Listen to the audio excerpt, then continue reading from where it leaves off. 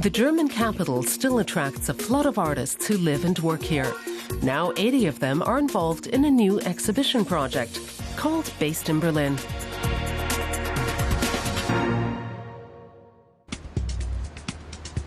The open-air exhibition Based in Berlin is the talk of the capital's art scene at the moment. The city's mayor, Klaus Wowereit, has been one of many to wax lyrical about the show in a downtown park.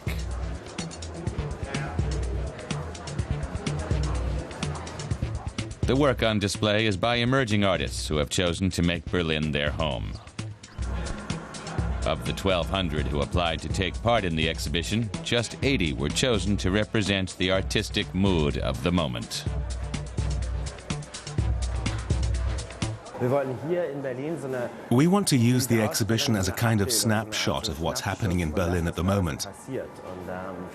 You have to look around to see what it's like here right now and what kind of thinking is going on.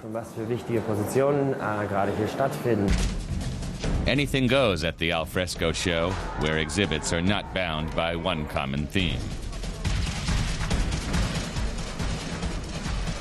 American 20-somethings Daniel Keller and Nick Cosmas work together. They're the youngest exhibitors and have been in the city for 5 years.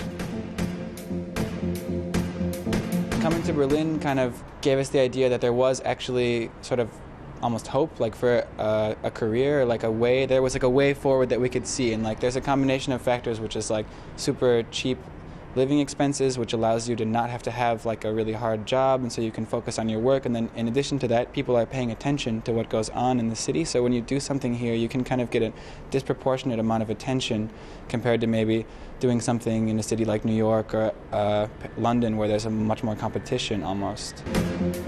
They're not the only ones who see Berlin as a good strategic base from which to breach the international art market. So many have fallen for the unconventional lifestyle the city offers that it's even possible to get by without German. I think that we live mostly in an English-speaking bubble. There are a few Germans that kind of hang out with the expats, but they're sort of the freaks, I guess, I think. So I don't feel totally connected to any kind of German identity so much. At the same time, I really do respect the country, and I'm really glad to live here, and it's an awesome place to be an artist.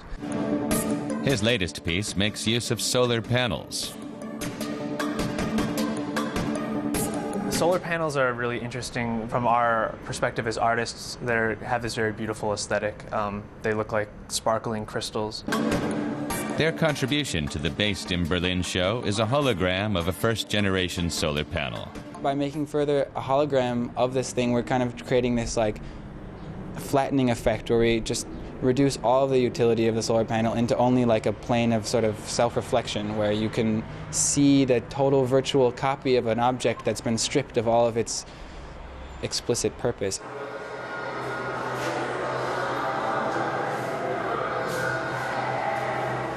Sort of an easy thing to like because it's sparkly and pretty and everything. I'm not sure what, I don't know what they think of it as far as the concept or anything like that, but it's sort of like an easy piece to like, I guess. Another exhibitor is Helga Rettmann from Sweden, one of the most talked about performance artists in the city. Her work lives in the moment, but making money from it is an art in itself. There are some people who can manage it, I think, although I don't know any.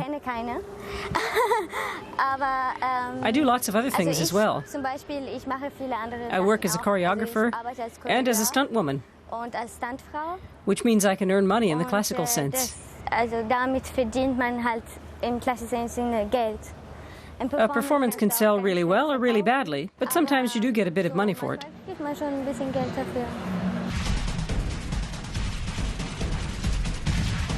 Berlin has invested 1.6 million euros in the show. The young exhibitors were given money for new pieces. But do they actually get paid a fee? I don't know if I'm allowed to say. Say it off the record, then. Yes, they get 500 euros. There's a lot to discover at Based in Berlin. Among other things, a new interpretation of an oil painting.